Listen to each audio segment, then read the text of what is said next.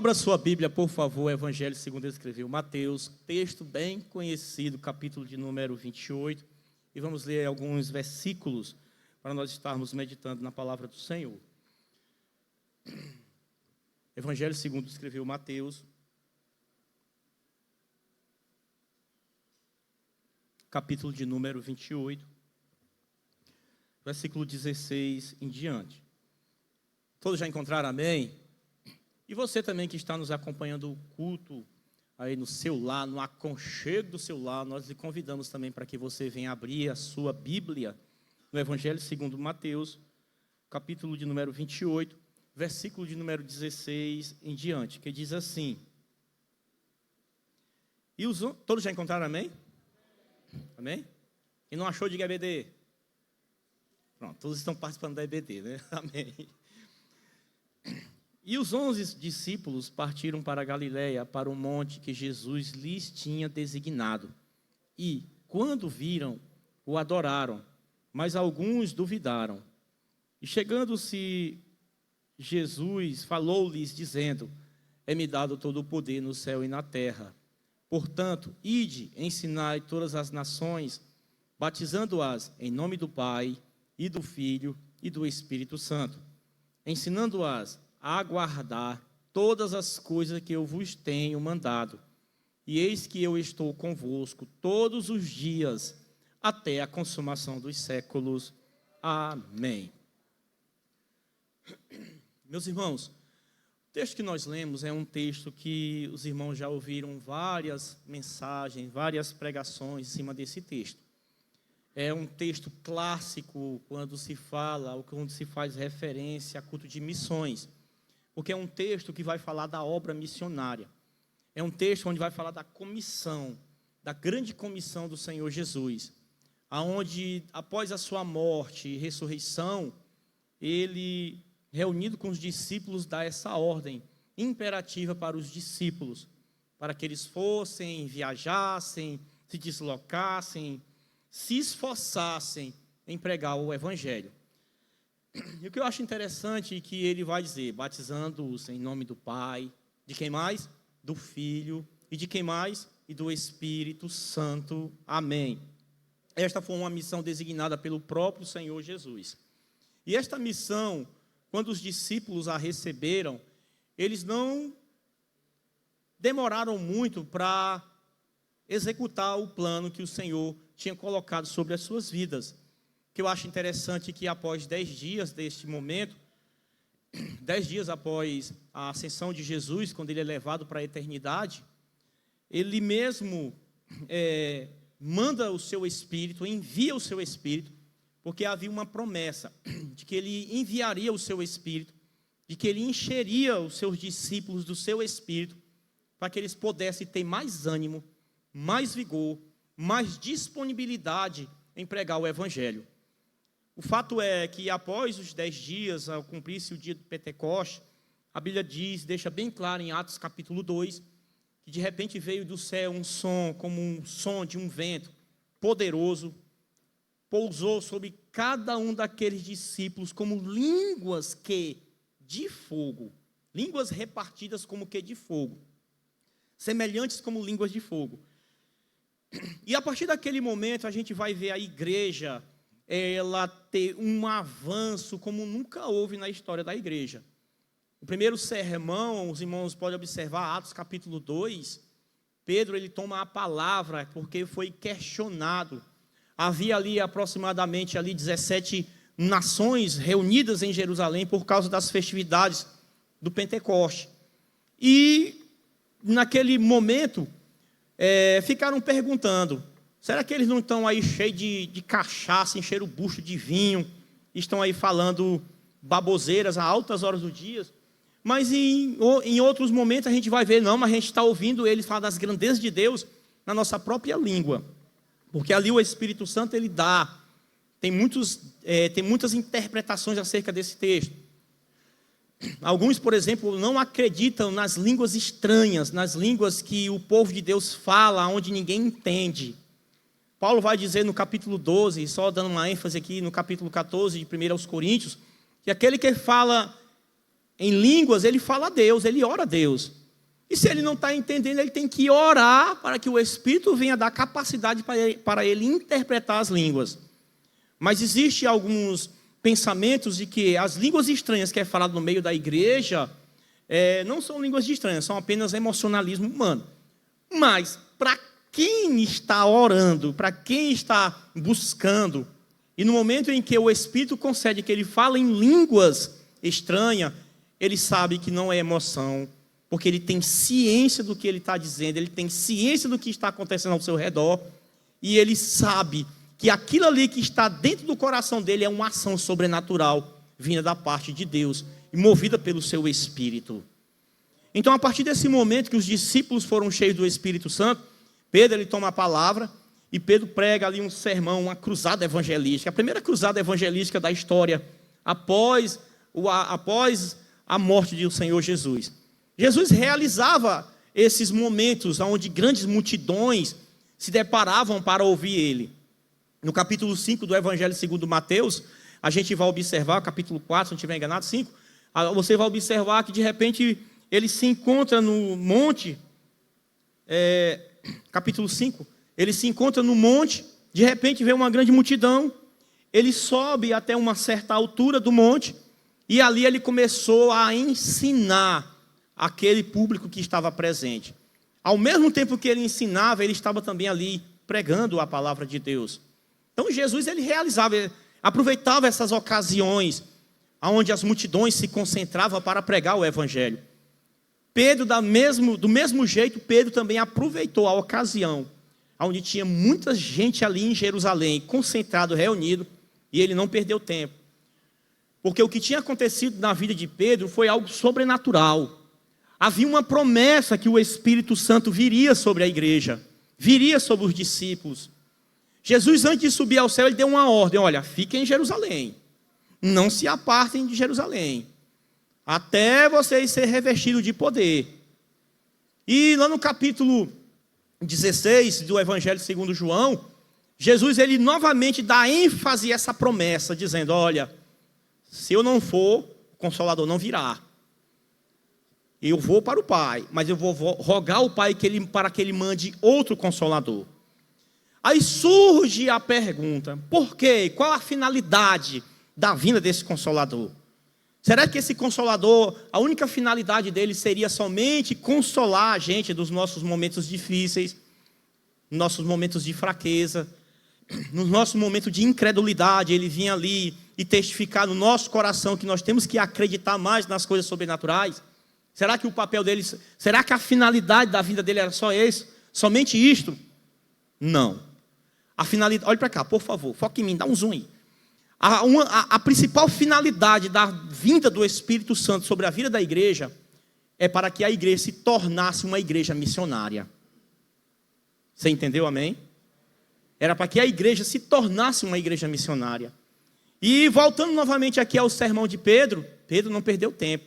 Ele entendeu que o que ele tinha recebido naquele momento não era algo que ele poderia guardar dentro de 7 chaves, jogar dentro de uma caixa, uma caixa com 7 chaves, jogar essas chaves fora e guardar somente aquilo para si. Não.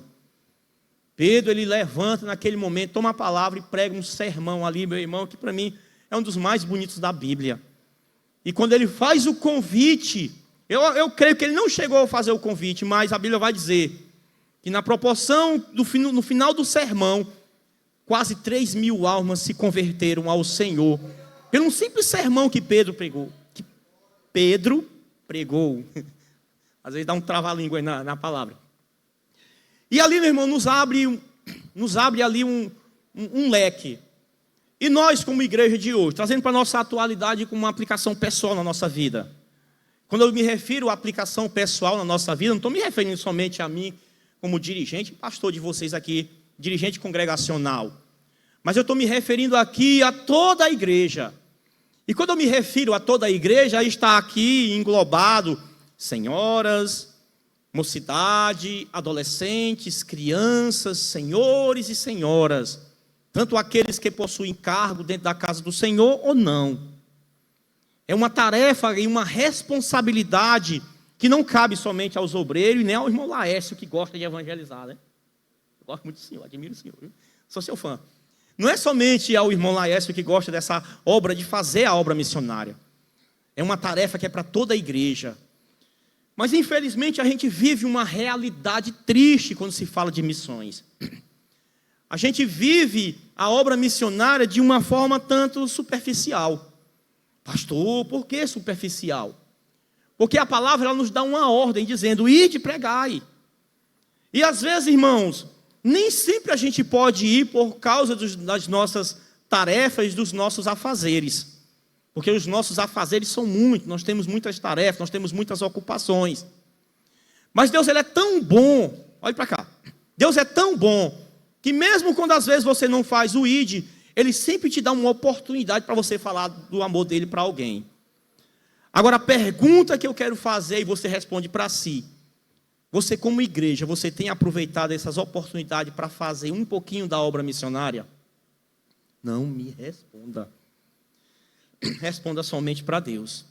Então são questionamentos que surgem, que ficam assim às vezes aqui na minha cachola, aqui eu boto as catracas para funcionar, minha cabeça para funcionar, eu fico me perguntando, será que realmente nós somos cheios do Espírito Santo? Será que realmente nós recebemos esse poder na nossa vida, sendo que a finalidade desse poder não é só bater palma dentro da igreja, não é pular, não sou contra essas coisas, eu sou contra os exageros. Eu prego contra os exageros, eu não sou contra o irmão falar em língua, o irmão vem enquanto dá um pulinho aí, né, dá 3 pulinhos, eu não sou contra. Eu sou contra se você pegar um banco desse aí, sai carregando ele aí, a gente tem que atalhar você e amarrar para depois botar de novo o banco no lugar. Eu sou contra a forma exagerada de alguns movimentos que acontecem. Sobre isso aí eu sou contra. Porque a Bíblia não nos ensina a respeito disso. A Bíblia diz que nós servimos um espírito de moderação e poder. Ele é educado, irmão. Aleluia. Ele é simples, na sua simplicidade. Mas surge a pergunta novamente, eu quero fazer. Será que realmente nós somos cheios do Espírito Santo? Porque a finalidade do enchimento do Espírito Santo na vida do ser humano é para ele pregar. Olha o que Jesus disse na sua palavra, esqueci o capítulo, versículo, ele vai dizer, a boca fala do coração, a boca vai falar daquilo que o coração está cheio. Vamos completar? A boca fala daquilo que o coração está. Quanto mais você está cheio de Deus, mais vontade dá de você falar a respeito de Deus. É ou não é? É ou não é? É ou não é verdade? É verdade. Agora, quando o coração está vazio dessa presença e desse Espírito, a vontade de falar de Deus vai ser pouquinha. Porque aí isso acontece? Porque o que mais vai reinar na vida do ser humano é a carne. E não vai ser o Espírito. Paulo diz que existe uma batalha terrível no coração do ser humano. Uma guerra, a carne lutando contra o Espírito. E me lembrei do irmão Vicente, eu já até falei isso aqui em outras ocasiões. O irmão Vicente aqui da congregação do Jussaral, ali do Monte Moriá, bairro Jussaral. Ele diz, aquele que mais você alimentar será o vencedor. Você entendeu, amém? Então, irmão, surge a pergunta novamente. Será que realmente nós estamos cheios do Espírito Santo? Será que realmente nós estamos cumprindo o ID do Senhor Jesus? São perguntas que surgem ao longo da história. E são perguntas que quanto mais a gente faz ela, mais a gente se entristece. Por quê? Porque a gente vê um público cada vez menor com uma disponibilidade de evangelizar. É ou não é, irmão Laércio? É sim. Lembrei do coxinha maldoquinha. Lembrei daquela frase do coxinha maldoquinha. Então, quanto mais se convoca o povo para evangelizar, menos você vê a multidão se disponibilizando para evangelizar. Isso é uma tristeza. Por que isso acontece? Acontece, irmão, por vários fatores. Um dos fatores principais que acontece, Jesus disse que o amor de quase todos ia esfriar. Evangelho de Mateus, a partir do capítulo 25, Jesus vai falar isso. O amor vai esfriando, o desejo por coisas que não tem nada a ver com o reino de Deus, vai fazendo com que o foco que é evangelismo se torna outro foco. A igreja que nós estamos hoje, vivemos hoje, é uma igreja que ela precisa se despertar mais em relação ao evangelismo. E a respeito de missões. Missões não é só contribuir. Missões não é só oração. Missões é oração, contribuição e indo. E quando a gente está impedido de ir, a gente pede as oportunidades para Deus, para poder falar do amor dele para alguém. Você entendeu, amém? A gente sempre pede a oportunidade para Deus para falar do amor dele para alguém. Irmão, às vezes quando eu chego ali no Paraíba, isso não é para minha glória, é para a glória de Deus. Eu chego ali no Paraíba e sempre tem aqueles meninos que gostam de ficar pedindo moedinha ali. Posso cobrir tabaco com papelão? Aí joga o papelãozinho lá em cima da moto. Quando a gente vai pagar uma conta, alguma coisa, fazer compra, quando eu volto, e ele está lá, né, doido pela moedinha. Aí eu já estou com a moedinha trocadinha aqui no meu bolso, eu já levo trocada. Aí quando chega ali, antes de eu entregar o dinheiro para ele, eu pergunto para ele, está indo na igreja? Não, estou não, rapaz, bora à igreja, rapaz. Sabe quem é Jesus? Sei. Quem é Jesus? É o Filho de Deus. Olha, porque ele te ama. E eu começo a falar para aquelas pessoas. Por quê? Porque esse é meu dever. Esse é o seu dever. Às vezes me estão fedendo mais do que macaco morto a tapa, mas a gente enfrenta. Às vezes estão sujos, estão fétidos, mas é a nossa missão pregar o evangelho, irmão. E às vezes quando você vê um drogado na rua, às vezes tem pessoas que saem de perto, fogem, correm. Irmão, é o melhor público para se pregar para esse povo. Eu me lembro que uma vez nós estávamos num evangelismo em uma determinada localidade, eu não vou dizer onde é, e quando a gente entrou numa rua, lá era numa boca lá dos malucos, lá só tinha maluco, irmão. E eu entrei com uma irmã, que congregava juntamente conosco. E a irmã, Deus do céu, é que só de minha irmã, tchaca, nós estamos em casa. E quando a gente entra lá, mesmo, tá uma casa cheia de maluco lá, o reguezão por cima lá, o reggae eu chamo o amassa-barro por cima lá, e batemos palma, aí nos apresentamos, olha, nós somos crentes da Assembleia de Deus, nós estamos pregando a palavra de Deus, aí ele de rocha, pode entrar.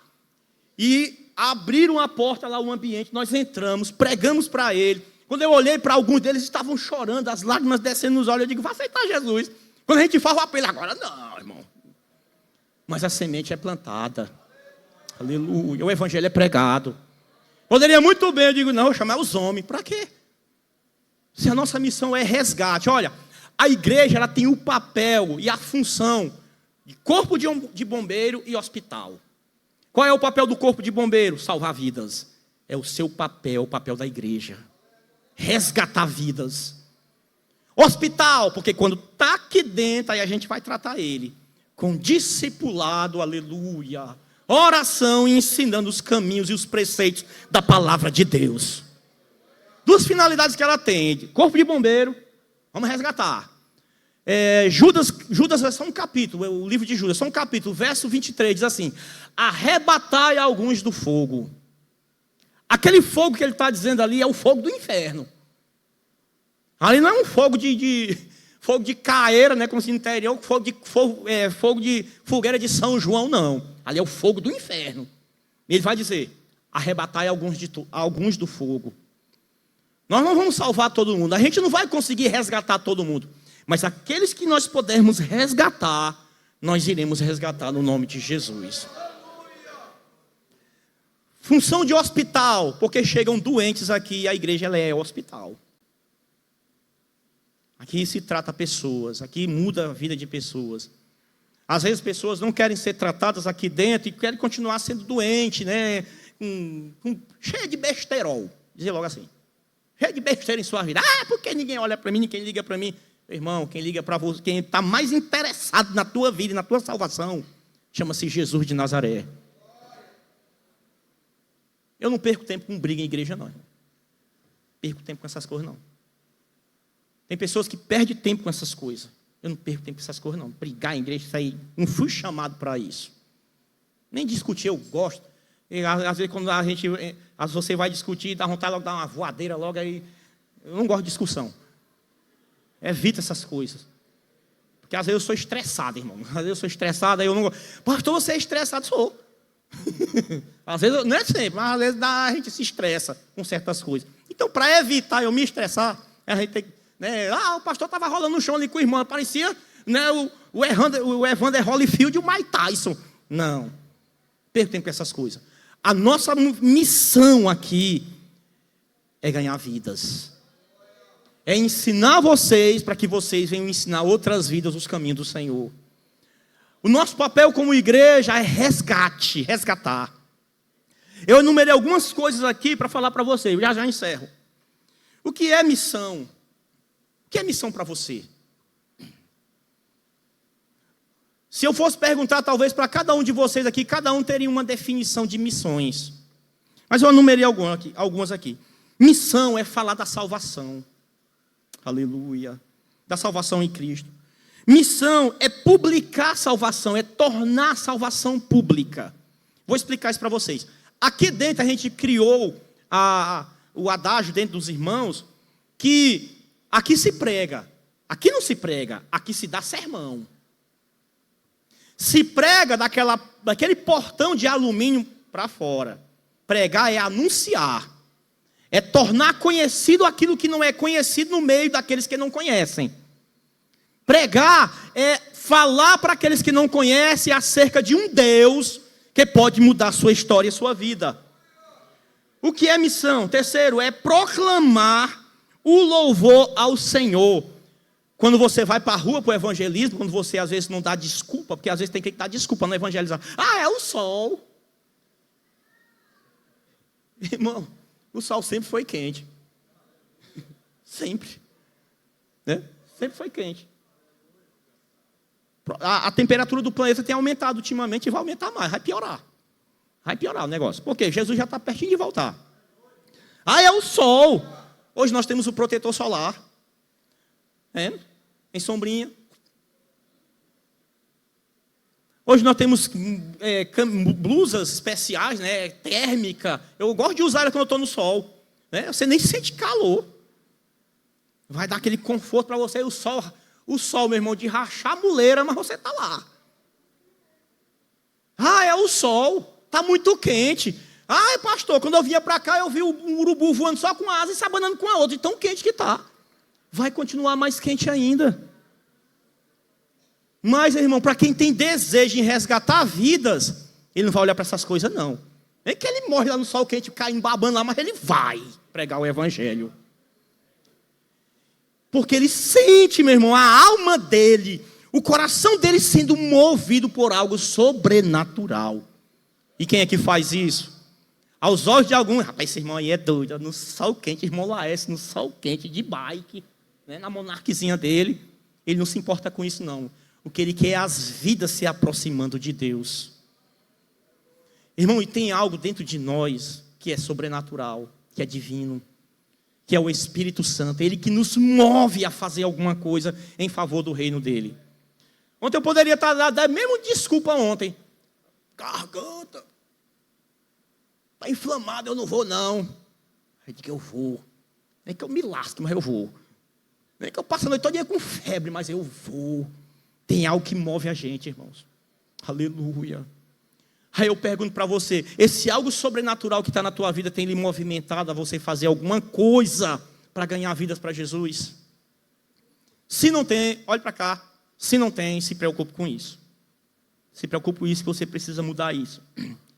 Evangelismo é empenhar-se apaixonadamente. Missão é empenhar-se apaixonadamente na propagação do evangelho. Missão é a arte de fazer discípulos. Mateus 28. É a arte de fazer discípulos.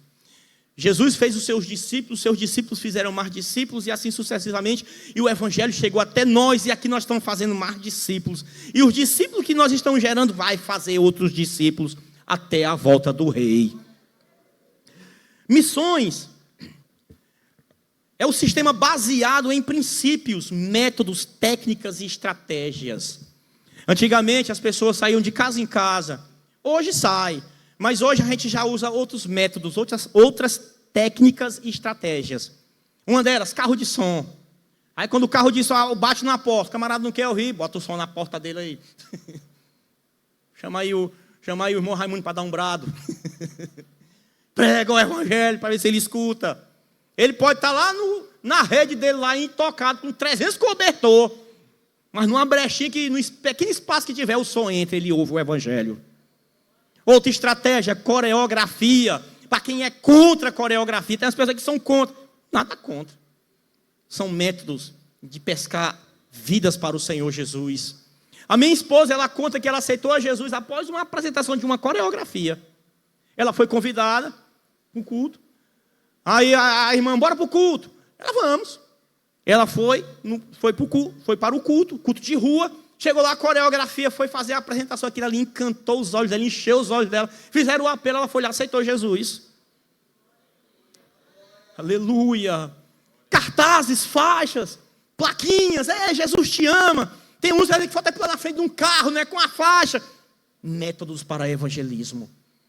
Você pensa que às vezes ninguém está dando importância, mas sempre tem alguém que visualiza aquilo ali, aquela faixa, Jesus te ama, e aquilo ali vai gerar algo diferente no coração dele. Entrega de folhetos, vai lá, coloca, evangelizando meu irmão Laércio, tudo fechado, né? Aqui no centro, Coab, são bairros difíceis de evangelizar, irmão. Bairros complicados, bairros fechados. Aí mais o irmão Laércio ali na rua Nascimento de Moraes, e ninguém na rua, ninguém nas portas. Pode entregar a folha. Até que ele já achou 2 senhorinhas lá que abriu as portas. O irmão Laias foi lá, pregou uma mensagem, e fizemos um apelo. Não quer não. Então tá tudo bem. Mas a parte foi feita, irmão Laias. Nossa parte nós fizemos. E o sol quente, meu irmão, de cozinhar. Se você passasse debaixo de um coco, a água estava fervendo dentro. Mas nós temos que fazer. São os métodos que surgem. O pastor Valberto, ele contou uma história, achei engraçado, ele num fórum de missões contou uma história de que o rapaz foi pregar lá no morro, nas favelas. Aí ele, evangelizando de uma forma, ninguém deu atenção. Ele pegou um carro, contratou um som lá, não sei como foi, subiu numa cadeira, falou assim, vocês vão morrer tudinho, seu bando de miserável, se vocês não aceitarem Jesus. E os traficantes, tudo com arma na mão. Esse irmão aí é doido, ó. Se aproximaram para ouvir o irmão pregar. Às vezes a técnica que o irmão usou, o método que ele usou lá, não funciona aqui. São vários métodos. Eu me lembro que uma vez nós estávamos no Jussaral. Estava em casa, sexta-feira. Eu digo, hoje eu não vou sair para canto nenhum, vou ficar em casa. Aí aquela voz fala no meu coração, pega a moto, sai para a rua. Eu falei, o quê? Já vim da rua ainda agorinha. Pega a moto, Aí eu peguei a moto, saí rodando no bairro. Eu sem entender, e as pessoas sentadas nas calçadas, 7h da noite. Eu digo, eu não estou entendendo nada. Aí aquela voz, presta atenção nas pessoas. Aí eu lembrei, evangelismo. A gente ia à tarde, não deu certo. Reunimos a mocidade, vamos à noite. Aleluia. Todo mundo nas calçadas, né? Falando da vida alheia, falando de novela, né? Falando de outros assuntos. Aproveitava a ocasião para evangelizar. Todo mundo sentado na porta. E nisso aí, algumas vidas aceitaram a Jesus como Salvador. É a nossa missão, o nosso dever. O que é missões? Segundo defendeu o William Hall, é o soluço de Deus, é Deus soluçando pelas vidas. Outra definição que o William Hall deu é o brado angustiado de Jesus que chora sobre uma cidade condenada. Tudo isso é missões. Vou ler novamente para você a definição de William Hall. É o brado angustiado de Jesus que chora sobre uma cidade condenada. Por que ele colocou essa expressão cidade condenada? Olha para cá. A Bíblia vai dizer, vamos ler esse versículo, capítulo 3 do Evangelho de João, abre bem aí, por favor. Que às vezes eu troco o versículo, mas eu preciso ler isso aqui. Capítulo 3 do Evangelho de João, versículo 18. Diz assim, você pode até anotar para você olhar depois. Diz assim, verso 17. Verso 16, né? Porque Deus amou o mundo de tal maneira que deu o seu Filho unigênito para que todo aquele que nele crê não pereça, mas tenha a vida eterna. Porque Deus enviou o seu Filho ao mundo, não para que condenasse o mundo, mas para que o mundo fosse salvo por ele. Quem crê nele não é condenado, mas quem não crê já está condenado. Porquanto não crê no nome do unigênito Filho de Deus. O mundo que você conhece, as pessoas que não conhecem Jesus, olha para cá. Seu familiar, eu não vou longe não. Seu familiar, o meu familiar que não aceitou a Jesus, ou aqueles que desviaram, estão condenados. Pastor, você está assustando a gente, não é a palavra de Deus que está dizendo. Não é verdade?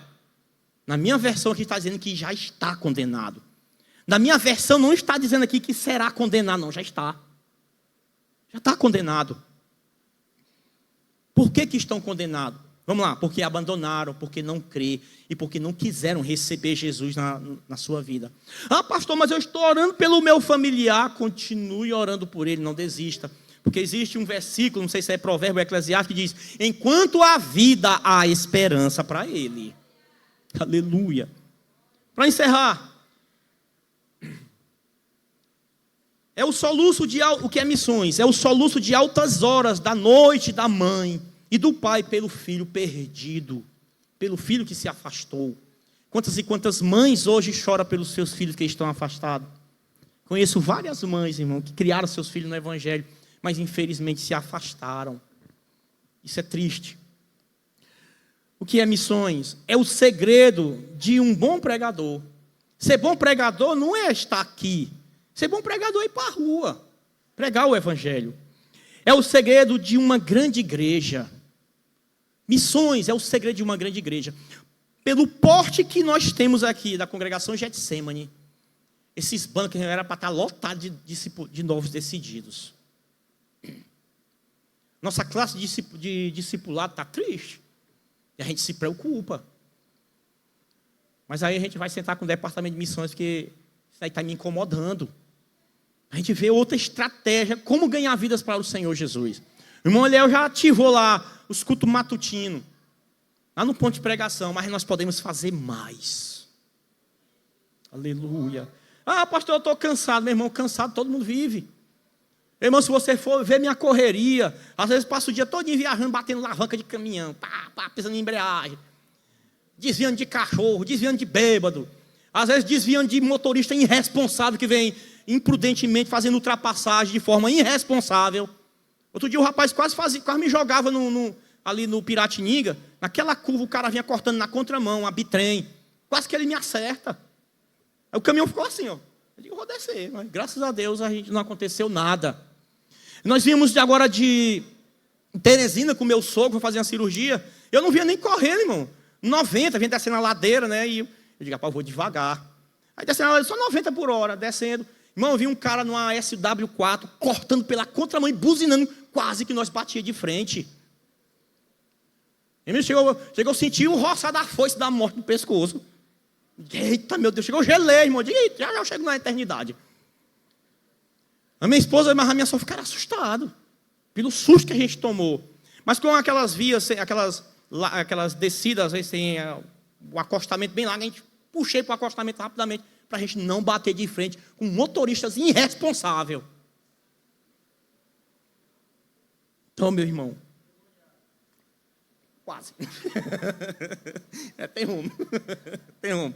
Então, irmão, evangelho, tudo isso que eu estou falando para você é missão. É o segredo de uma grande igreja. Olha para cá. O segredo de uma grande igreja. Voltando aqui para encerrar. Nós podemos fazer mais ou não podemos? Foi fraco. Podemos fazer mais ou não podemos? Podemos ou não podemos, irmãs? Mocidade, podemos ou não podemos? Adolescente, podemos. Crianças. Podemos ou não podemos, igreja? Podemos ganhar vidas. E aquelas vidas que às vezes, meu irmão, você vê passando aí, que o Espírito lhe incomoda para falar, você não fala.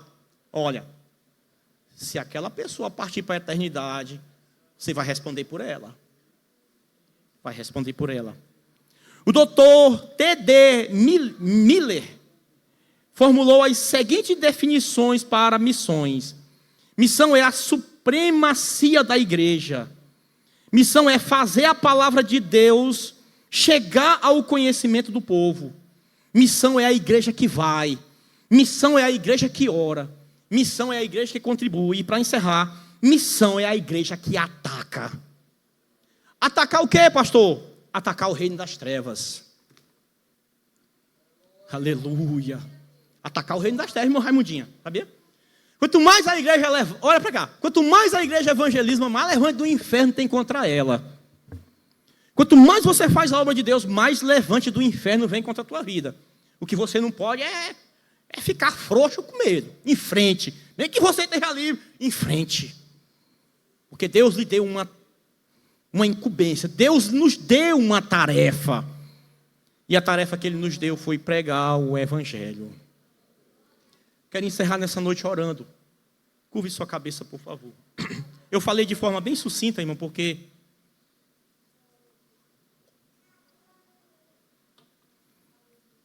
a partir do momento que eu estava repassando isso aqui, repassando essa mensagem, algo falou tão forte no meu coração, queimou assim a minha alma, assim, eu fiquei com vergonha de Deus, assim, aí não sabe nem se olha para o céu, com medo dele mandar um raio lá e partir a gente no meio, mas ele não faz isso por causa da grande misericórdia dele, que é sem fim.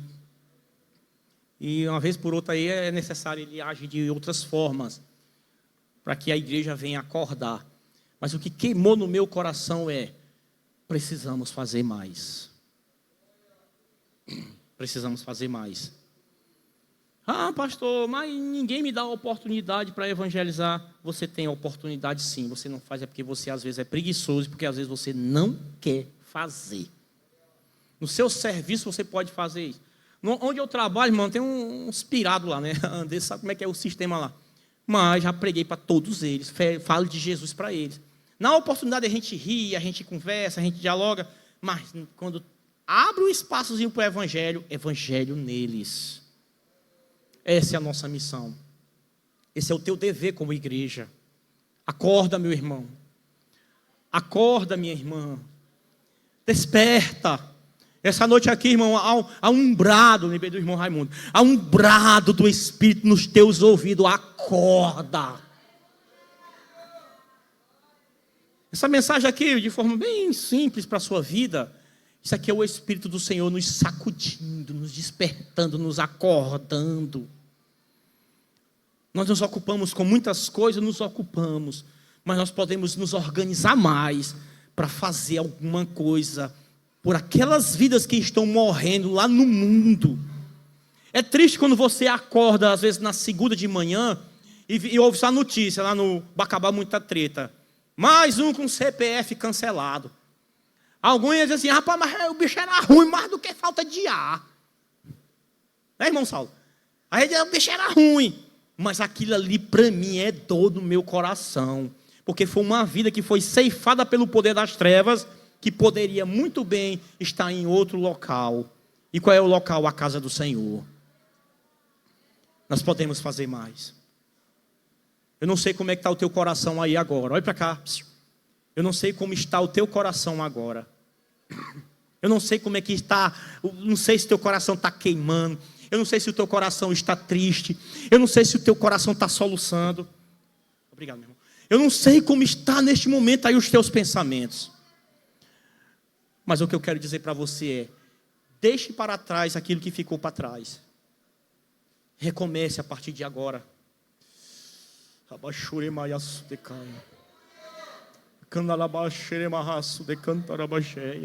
Ah, pastor, mas o senhor não sabe o que aconteceu.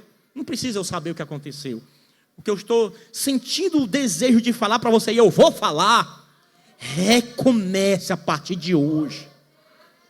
Hoje é a oportunidade para você recomeçar. Recomeçar o quê? Recomeçar uma trajetória, fazer um projeto lindo e dizer para você mesmo: eu vou ganhar nem que seja uma vida para Jesus nesse ano.